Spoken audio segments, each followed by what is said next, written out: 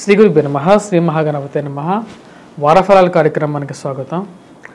ద్వాదశ రాశుల వారికి గోచార రీత్యా చంద్రమాను అనుసరించి ఇక వారం ఎలా ఉండబోతుందని చూద్దాం. ఈ వారంలో వచ్చేటప్పటికి మేషరాశి వారికి అనుకూలమైనటువంటి ఫలితాలుగానే చెప్పవచ్చు. జన్మరాశిలో బుధుడు శుక్రుడు ఇక రాశి వారికి జన్మరాశిలో సంచారం చేస్తున్నప్పుడు అనుకూలమైనటువంటి ఫలితాలు ఇవ్వబోతున్నారు అన్నమాట. ఇక రాశి వారికి వచ్చేటప్పటికి ఆరోగ్యపరంగా ధనపరంగా అనుకూలంగా ఉంటుంది. సంఘంలో పేరు ప్రఖ్యాతుల విషయంలో అనుకూలంగా ఉంటుంది. కాకపోతే రాశివారు మాట్లాడేటప్పుడు కొంచెం జాగ్రత్తగా మాట్లాడాలి. ఎందుకంటే రవి ధనస్థానంలో సంచారం చేస్తున్నప్పుడు మాట అనేది కొంచెం కటువుగా కోపంతో వచ్చే విధంగా ఉంటుంది. ఇరుగు పొరుగు సఖ్యత విషయంలో తగు జాగ్రత్తలు తీసుకోవాలి. డబ్బు సంపాదించగలుగుతారు, అదేవిధంగా డబ్బు ఖర్చు పెట్టడం కూడా ఒక పరిపాటిగా ఉంటుంది రాశివారికి. ఇక వారంలో వచ్చేటప్పటికి లాభస్థానంలో ఉన్నటువంటి శని అనుకూలమైనటువంటి ఫలితాలు ఇవ్వగలుగుతాడు.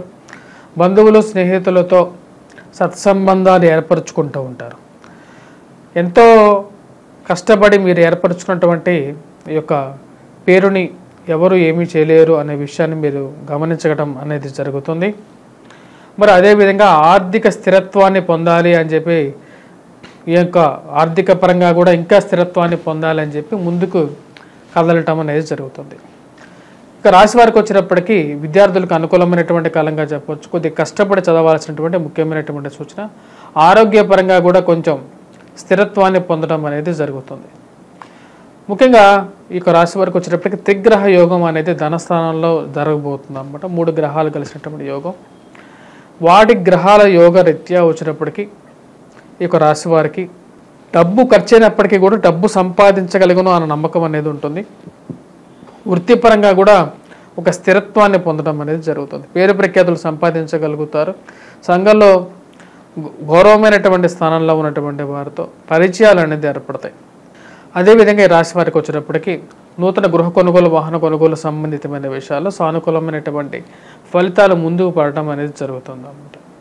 ఓవరాల్గా వచ్చేటప్పటికి రాశి వారికి అనుకూలమైనటువంటి కాలంగా చెప్పొచ్చు. విద్యార్థులకి సానుకూలమైనటువంటి ఫలితాలు పొందడం అనేది జరుగుతుంది.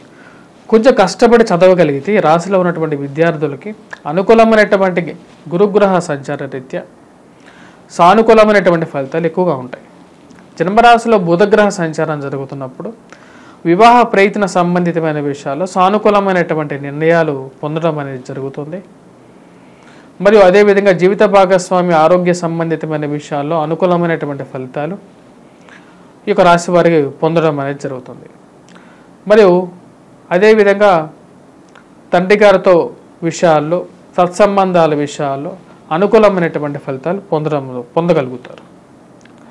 తండ్రి గారితో తరపు ఆస్తుల విషయాల్లో ఒక ముడివికి రావడం జరుగుతుంది అన్నమాట. అంటే మీరు తీసుకోవలసినటువంటి నిర్ణయాలలో ఒక సానుకూలమైనటువంటి నిర్ణయం అనేది పొందడం అనేది జరుగుతుంది. ఈ యొక్క విషయాల్లో మీరు మానసికంగా మీరు తీసుకున్నటువంటి నిర్ణయం కరెక్ట్ అని చెప్పి అనిపించుకుంటారు. రాజకీయ పరంగా కూడా ఒక మెట్టు ఎదగటం అనేది జరుగుతుంది.